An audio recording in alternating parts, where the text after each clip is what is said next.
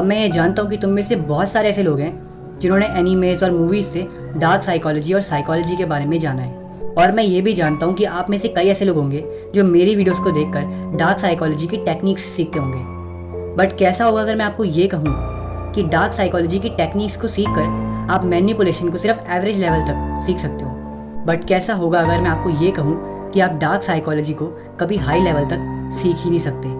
अब इससे पहले कि मैं इस वीडियो में और डार्क और ख़तरनाक बातें करूँ, मैं आपको पहले ही डिस्क्लेमर दे देता हूँ कि इस वीडियो में काफ़ी खतरनाक बातें हैं। तो अगर आप 18+ है तो ही इस वीडियो को देखिए, और अगर आप 18+ नहीं है और फिर भी आप इस वीडियो को देख रहे हैं तो प्लीज़ अपने रिस्क पर देखिए, क्योंकि ये वीडियो दुनिया की कड़वी सच्चाई से रिलेटेड है। अब देखो, एक पल के लिए मैं ये भी कह सकता हूँ कि साइकोलॉजी को कोई भी यूज़ कर सकता है, बट अगर बात आती है डार्क साइकोलॉजी की तो इसे हर कोई यूज़ नहीं कर सकता। इसे सिर्फ वही यूज़ कर सकता है जिसने अपने आप पर सेल्फ कंट्रोल कर रखा हो। जी हाँ, आप मानो या ना मानो, लेकिन यही कड़वी सच्चाई है। डार्क साइकोलॉजी को वही व्यक्ति यूज़ कर सकता है जिसने अपने अंदर की इंसानियत को जान से मार डाला हो। अब देखो, डार्क साइकोलॉजी का एक एवरेज लेवल पर हर कोई यूज़ कर सकता है, लेकिन जब बात आती है डार्क साइकोलॉजी को बहुत बड़े लेवल पर यूज़ करने की, तो इस डार्क साइकोलॉजी को वही इंसान यूज़ कर सकता है जिसने अपने अंदर की इंसानियत को जान से मार डाला हो। हाँ, ये बात सुनने में काफ़ी कड़वी है, लेकिन अगर आपको डार्क साइकोलॉजी को एक बहुत बड़े लेवल पर यूज़ करना है तो आपको अपने अंदर की इंसानियत को जान से मारना होगा। और इसीलिए डार्क साइकोलॉजी का पहला रूल ही है, अपने इमोशंस को जान से मार डालो। अब डार्क साइकोलॉजी का सबसे पहला रूल ये इसीलिए है क्योंकि अगर आप अपने इमोशंस पर ही काबू पाना नहीं सीख पाओगे तो आप किसी को क्या मैनिपुलेट करोगे। फिर भले ही आप इस डार्क साइकोलॉजी को किसी बुरे काम के लिए यूज़ कर रहे हो या फिर किसी अच्छे काम के लिए। देखो, मैं तुम्हें एक एग्जाम्पल के तौर पे समझाता हूँ। देखो, मान लो एक बहुत ही काइंड और अच्छा इंसान है जिसका नाम ए है, और उस ए इंसान के हिसाब से ये दुनिया इतनी अच्छी है कि क्या बताऊँ। और अगर उस इंसान को इस दुनिया में और अच्छा बनना है और सरवाइव करना है तो उसे अच्छाई का साथ देना होगा, बुराई को छोड़कर।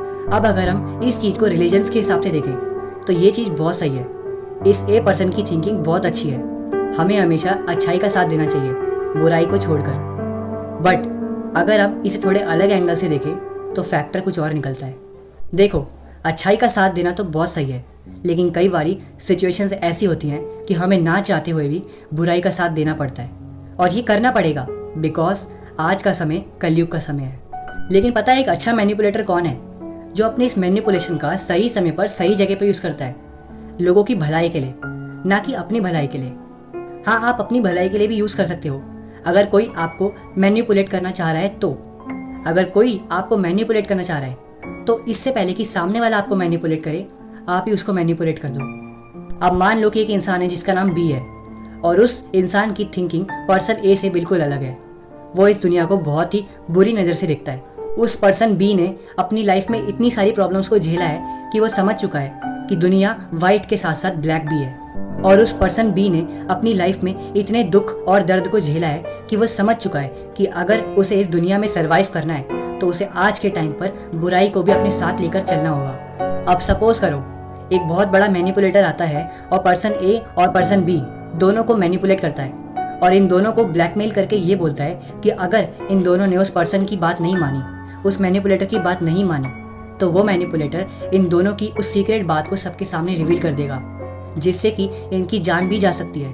और सिचुएशन कुछ इस तरीके की है कि पर्सन ए और पर्सन बी दोनों को ही डार्क साइकोलॉजी का यूज़ करना आता है। तो अब बताओ कि इन दोनों में से कौन सा ऐसा पर्सन है जो अपने आप को डार्क साइकोलॉजी का इस्तेमाल करके अच्छे से बचा पाएगा?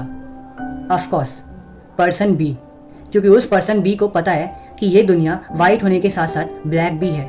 अब तुम्हारे मन में ये सवाल आएगा कि पर्सन ए को भी डार्क साइकोलॉजी आती है, तो वो अपने आप को अच्छे से क्यों नहीं बचा पाएगा?